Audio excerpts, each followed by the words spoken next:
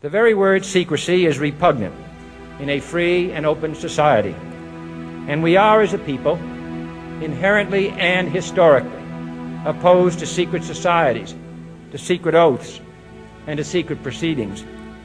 We decided long ago that the dangers of excessive and unwarranted concealment of pertinent facts far outweighed the dangers which are cited to justify it. Even today, there is little value in opposing the threat of a closed society by imitating its arbitrary restrictions. Even today, there is little value in ensuring the survival of our nation if our traditions do not survive with it. And there is very grave danger that an announced need for increased security will be seized upon by those anxious to expand its meaning to the very limits of official censorship and concealment. That I do not intend to permit to the extent that it's in my control.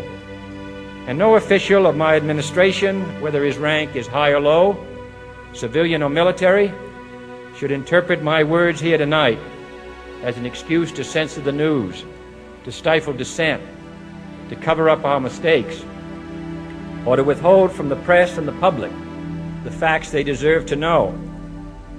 For we are opposed around the world by a monolithic and ruthless conspiracy that relies primarily on covert means for expanding its sphere of influence, on infiltration instead of invasion, on subversion instead of elections, on intimidation instead of free choice, on guerrillas by night instead of armies by day. It is a system which has conscripted vast human and material resources into the building of a tightly knit, highly efficient machine that combines military, diplomatic, intelligence, economic, scientific, and political operations. Its preparations are concealed, not published. Its mistakes are buried, not headlined. Its dissenters are silenced, not praised. No expenditure is questioned, no rumor is printed, no secret is revealed. No president should fear public scrutiny of his program, for from that scrutiny comes understanding, and from that understanding comes support or opposition, and both are necessary. I am not asking your newspapers to support an administration, but I am asking your help in the tremendous task of informing and alerting the American people. For I have complete confidence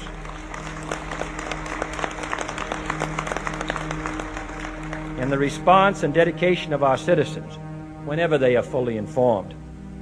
I not only could not stifle controversy among your readers, I welcome it. This administration intends to be candid about its errors. For as a wise man once said, an error doesn't become a mistake until you refuse to correct it. We intend to accept full responsibility for our errors, and we expect you to point them out when we miss them. Without debate, without criticism, no administration and no country can succeed, and no republic can survive. That is why the Athenian lawmaker Solon decreed it a crime for any citizen to shrink from controversy. And that is why our press was protected by the First Amendment, the only business in America specifically protected by the Constitution, not primarily to amuse and entertain, not to emphasize the trivial and the sentimental, not to simply give the public what it wants, but to inform, to arouse, to reflect, to state our dangers and our opportunities, to indicate our crises and our choices, to lead, mold, educate, and sometimes even anger public opinion. This means greater coverage and analysis of international news, for it is no longer far away and foreign, but close at hand and local.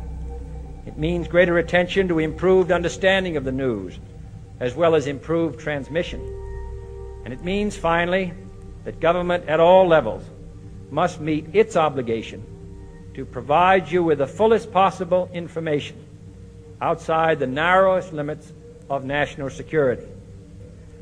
And so it is to the printing press, to the recorder of man's deeds, the keeper of his conscience, the courier of his news, that we look for strength and assistance, confident that with your help, man will be what he was born to be, free and independent.